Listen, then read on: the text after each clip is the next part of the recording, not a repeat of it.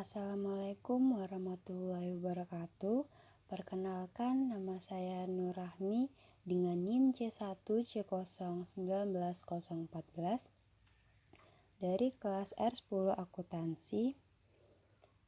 Di video ini saya akan menjelaskan materi konsep keperilakuan dari psikologi dan psikologi sosial.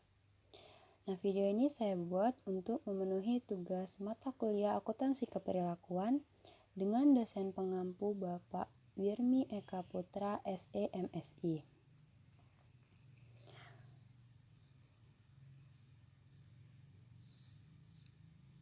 Nah, di dalam materi ini saya akan menjelaskan 9 pembahasan.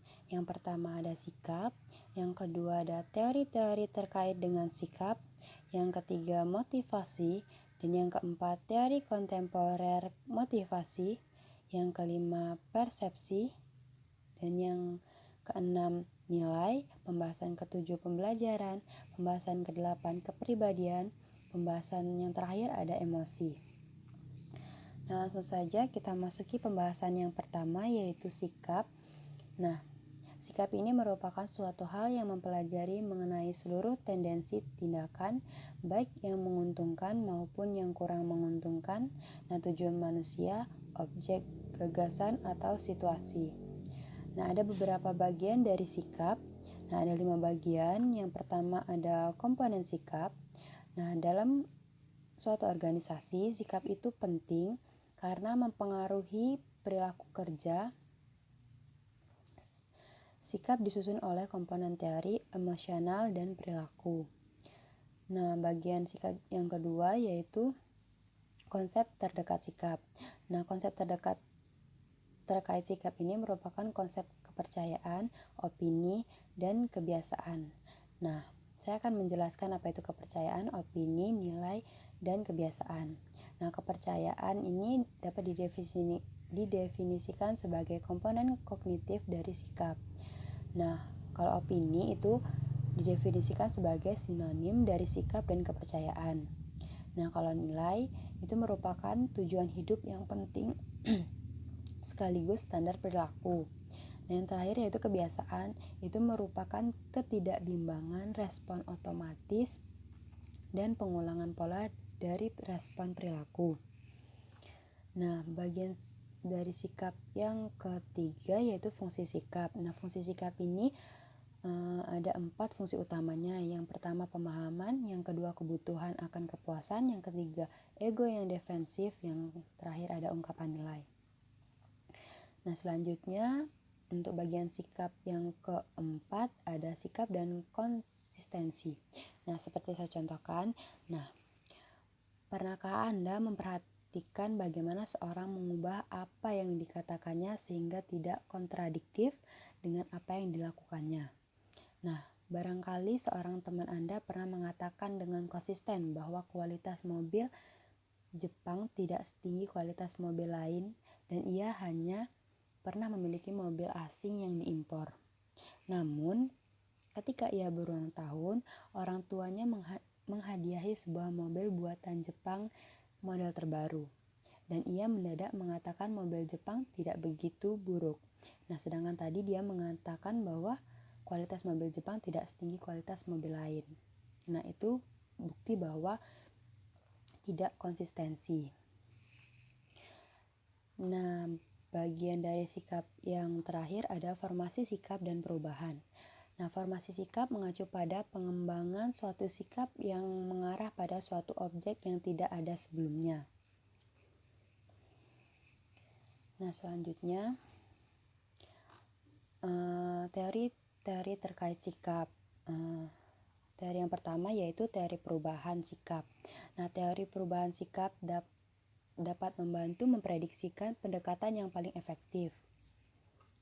Nah, sedangkan yang teori yang kedua yaitu teori penguatan dan tanggapan stimulus. Nah, teori penguatan dan tanggapan stimulus dari perubahan sikap terfokus pada bagaimana orang menanggapi rangsangan tertentu.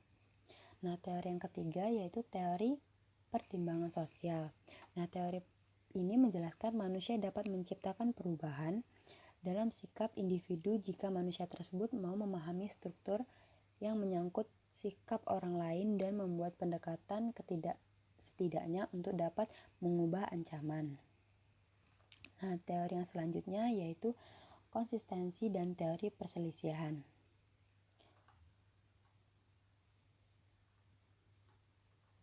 Teori ini menekankan pada pentingnya kepercayaan dan gagasan masyarakat. Teori yang selanjutnya yaitu teori disonansi kognitif. Nah, teori ini menjelaskan hubungan antara sikap dan perilaku. Nah, teori yang selanjutnya, teori yang terakhir yaitu teori persepsi diri. Nah, teori persepsi diri menganggap orang-orang yang mengembangkan sikap berdasarkan bagaimana mereka mengamati dan menginterpretasikan perilaku mereka sendiri. Nah, materi selanjutnya yaitu motivasi.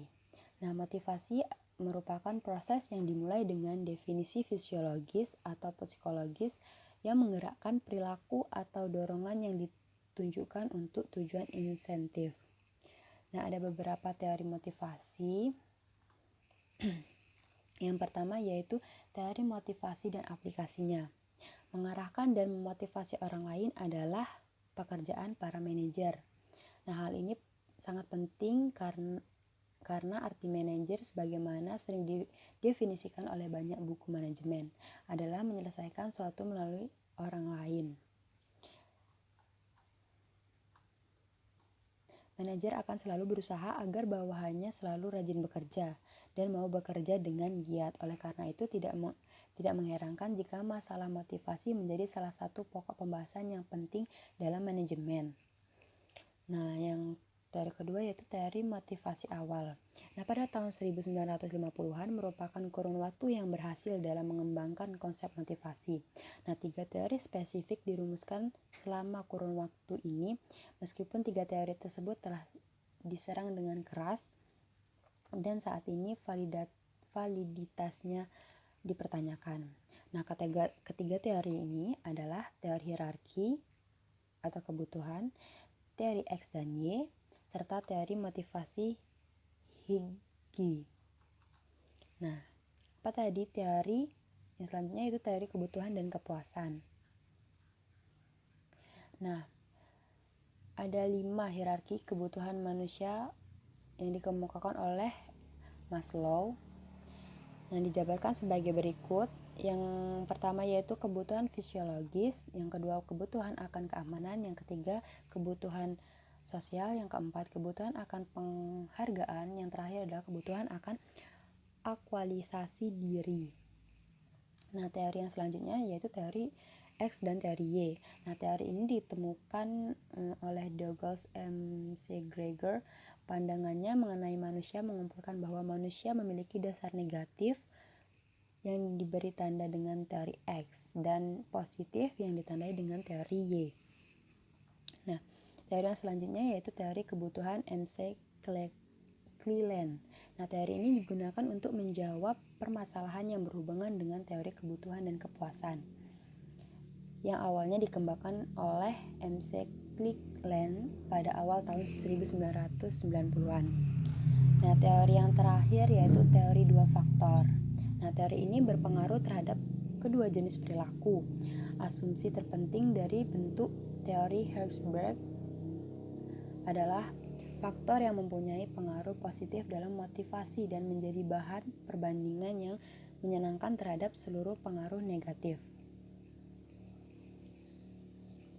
Nah, selanjutnya ada teori kontemporer motivasi. Nah, ada beberapa teori-teorinya. Nah, akan saya jelaskan. Teori keadilan itu dipublikasikan pertama kali oleh Adam pada tahun 1963. Dalam teori keadilan, kunci ketidakpuasan terhadap pekerjaan yang dilakukan oleh seorang individu adalah jika orang tersebut membandingkan dengan lingkungan lainnya. Nah, sedangkan teori ERG yaitu ekstensi relatedness growth. Nah, itu menganggap kebutuhan manusia memiliki 3 hierarki kebutuhan, yaitu kebutuhan akan eksistensi, kebutuhan akan keterkaitan, dan kebutuhan akan pertumbuhan. Nah, teori selanjutnya yaitu teori harapan. Teori harapan disebut juga teori valensi atau instrumentalis. Ide dasar teori ini adalah motivasi ditentukan oleh hasil yang diharapkan akan diperoleh seorang sebagai akibat dari ketindaknya. Nah, selanjutnya yaitu teori penguatan. Nah, teori ini mengemukakan perilaku merupakan fungsi dari akibat yang berkaitan dengan perilaku tersebut. Yang selanjutnya teori penetapan tujuan. Teori ini dikembangkan oleh Edwin Locke pada tahun 1986. Teori ini menguraikan hubungan antara tujuan yang ditetapkan dan prestasi kerja. Nah, teori selanjutnya yaitu teori atribusi. Nah, teori atribusi mempelajari proses bagaimana seorang menginterpretasikan suatu peristiwa, alasan atau sebab perilakunya. Nah, teori ini dikembangkan oleh Fritz Heider. Nah, selanjutnya yaitu peran-peran penentu atribusi. Nah, dalam menentukan apakah penyebab perilaku secara internal atau eksternal, kita mempercayakan pada ketiga peran perilaku. Yang pertama perbedaan, yang kedua konsensus, yang ketiga yaitu konsistensi. Nah, teori selanjutnya yaitu teori agensi. Nah, teori ini didasarkan pada teori ekonomi. Nah, yang terakhir ada pendekatan diedik. Nah, pendekatan diedik menyatakan ada dua pihak, yaitu atasan dan bawahan, yang berperan dalam proses evaluasi kinerja.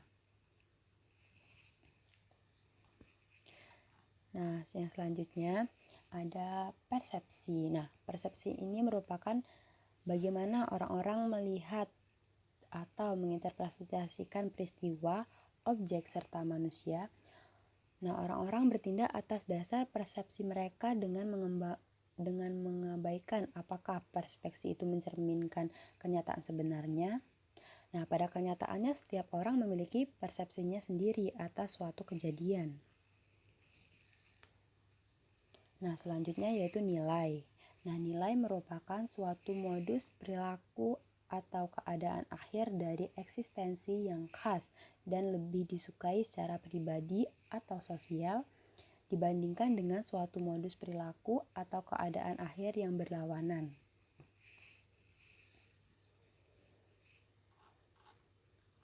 Nah, selanjutnya ada pembelajaran. Nah, pembelajaran ini adalah proses di mana perilaku baru diperlukan.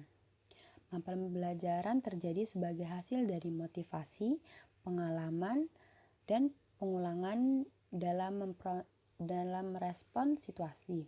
Nah, kombinasi dari motivasi, pengalaman, dan pengulangan dalam merespon situasi ini terjadi dalam 3 bentuk. Nah, yang pertama yaitu pengaruh keadaan klasik, yang kedua pengaruh keadaan operant, dan yang terakhir adalah pembelajaran sosial. Nah, selanjutnya pembahasan mengenai kepribadian. Nah, kepribadian ini merupakan intisari dari perbedaan individu. Nah, kepribadian cenderung bersifat konsisten dan kronis.